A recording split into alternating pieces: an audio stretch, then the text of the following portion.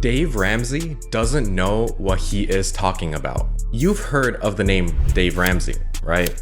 But what if I told you that some of the advice he gives could be costing you thousands of dollars, and maybe even setting you back years financially?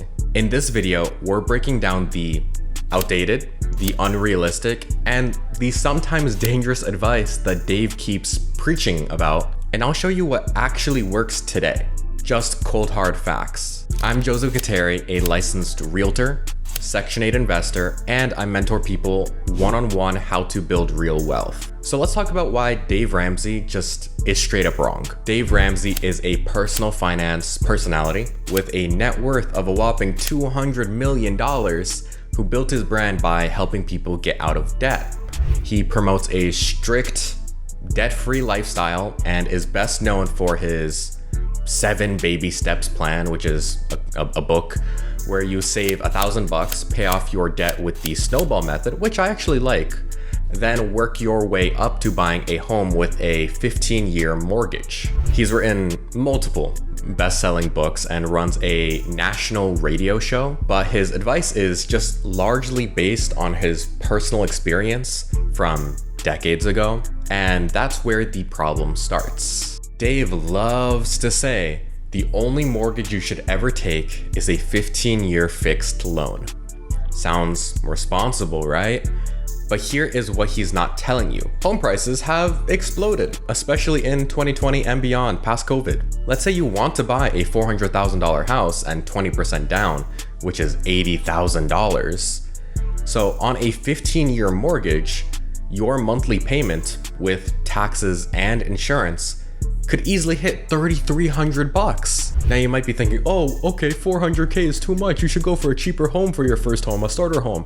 $400K is the average home price in the US. In fact, it's more than that. It's like $430K. Anyone saying that, oh, just buy a cheaper house, you guys are delusional. So we're looking at this $400K house, right? It's gonna hit a $3,300 mortgage. So according to Dave Ramsey, your payment should not be more than 25% of your take-home pay, which means after tax. That means you need to take home $13,200 a month or be making $240K per year. The average household income is $78,000, Dave Ramsey. That's not even most people. And that's with 2 people in the household, $78K. So I'm sorry, Dave Ramsey, but $240K, that's not most people, not even close. And by the way, I didn't even get into how do you have $80,000 laying around for the average person if the average household income is $78,000? Doesn't really make much sense there, does it? So most people can't put 20% down. Most people are putting 3% down conventional, 3.5% down FHA, because they don't have any more money other than that. Meaning that $3,300 mortgage is more like $3,800 if you were putting, let's say, 3% down, 5% down, and using a 15-year mortgage. Oh, of course, unless you have daddy's inheritance, I guess. So instead of making people feel like they can never buy a home unless they're rich, the better option, in my opinion, as a realtor and investor, is get a 30-year fixed rate mortgage. This very house I'm in is a 30-year fixed rate mortgage. You can pay extra when you can, right? There's no prepayment penalty on these homes, so it's not like you're exactly tied to it. You could make it a 15-year mortgage if your income suddenly shoots up if you want, and you can always refinance later or make bigger payments if your income grows. So don't let someone guilt you into a plan that only works for the top 5% of income earners. And Dave Ramsey, I know you're never gonna see this video, but in case any of his supporters say, just move somewhere cheaper, most people can't. Most people have jobs that are tied to the location they live in. Dave Ramsey also tells everyone to avoid credit entirely. No credit cards, no loans, no credit history. But here's the truth of that. In today's world, you need good credit for almost every major adult move that you can make. Renting an apartment, you need good credit. Buying a house, you need good credit. Getting a car loan, you need credit. Getting a student loan, you need good credit. Getting approved for certain types of jobs, for example, government jobs, you need good credit. Having no credit doesn't make you smart.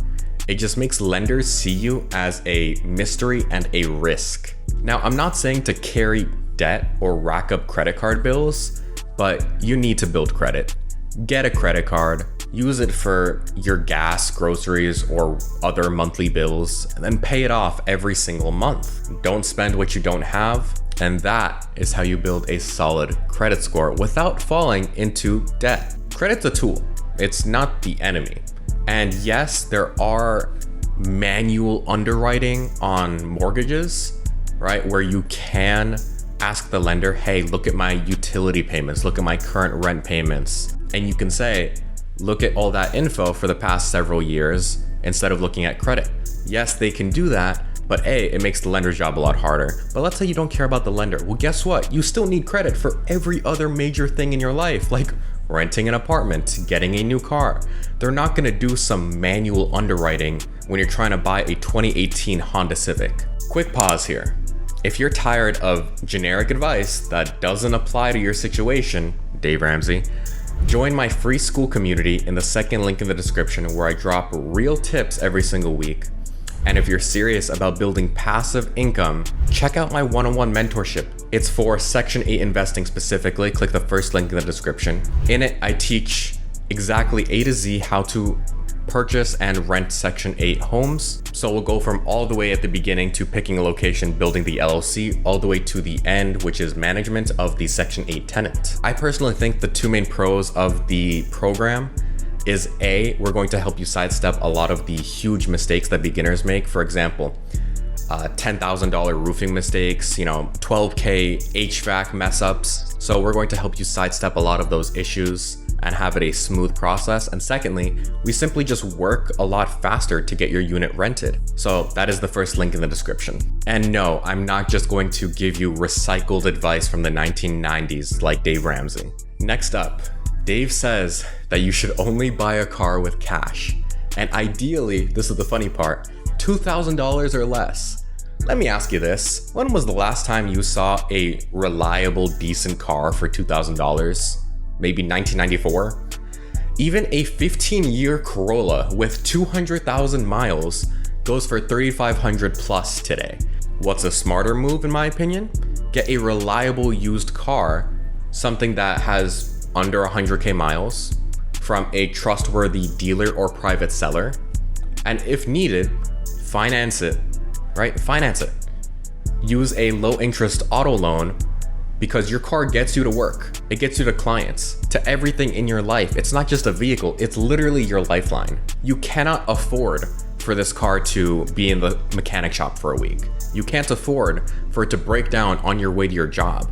Because guess what? Losing your job is going to cost a lot more than a small monthly payment for a car loan. My personal recommendation, get something within the past 10 years, right? I would say older than 2 years, but within the last 10 years, and go for the reliable brands. Honda Civic, Toyota Corolla, Toyota Prius, and make sure you get a mechanic's inspection before you purchase the vehicle. And then finance it as long as the interest rate isn't above, very bad numbers, like above 8%.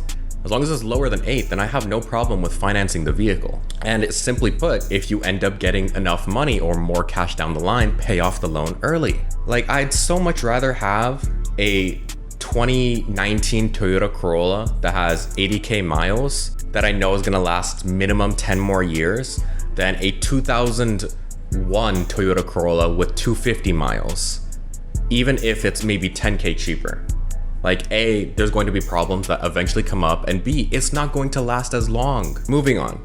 Dave says the best time to buy a house is always right now, that you shouldn't try to time the market at all. And I actually agree that if you can afford it, owning your home long-term can build wealth. I agree. The best time is whenever it works for you. But let's be honest, most people can't afford today's prices and interest rates. I mean, it's average 6.5%. Median income hasn't kept up with home prices, and in most cities, it makes more financial sense to rent and just invest the difference. So here's my personal rule. The best time to buy is when you can afford it without affecting or wrecking your finances. So until then, Rent smart, live with your parents, save smart, do whatever you can to save money each month and put it into index funds. Let your wealth grow until you're ready. For example, in San Francisco, the average townhouse, just a completely normal 3-bed townhouse, is going to be around $10,000 for a mortgage. And that's with your taxes, maintenance, insurance, etc. However, renting that same townhouse is often $5K. So it just makes more sense in those scenarios to rent for $5K and then put the remaining $5K into an index fund. It doesn't make sense to just dump it all into your home when a lot of it will be going towards your interest payments or your private mortgage insurance or your regular insurance. So here is the bottom line. Dave Ramsey helped a lot of people in the 90s and early 2000s. And he's also great for, very niche cases of overwhelming debt. But his advice just hasn't aged well. 15-year mortgages are unrealistic for most. Having no credit locks you out of a system that most adults need to enter. And $2,000 cars will leave you broke on the side of the road. Dave Ramsey also saying, buy as soon as you humanly can with real estate. Well, that's how people go house poor. So my channel is about teaching you real strategies that work today with investing. I teach my clients how to build real wealth with credit, leveraging, rental income, and yes, even Section 8 investing, which is my specialty. No fluff, no outdated rules, no shame. So if you want advice that actually works in 2025, this is the place. So if you're interested, go ahead and click the first link in the description, because in it I have a mentorship program for Section 8 investing, where we will help beginners sidestep a lot of those huge costly mistakes that are, $10,000 roofing issues, and we'll get you through the process quicker. It's not going to take you 6 months to get one home. On average, my student is going from literally not knowing anything about Section 8 to having their first rent check collected after a tenant moves in within 2 months. So there's no huge vacant property sitting for 4 months. And if you're interested in joining a community of fellow investors, go ahead and click the second link in the description. You can join my school community, which has over 400 members at this point, network with them, as well as join my bi-weekly Monday, Friday, completely free live Q&A webinars where you can join and just ask me anything. As always, I am Joseph Khateri, realtor in the state of Virginia. Comment any questions and have a nice day.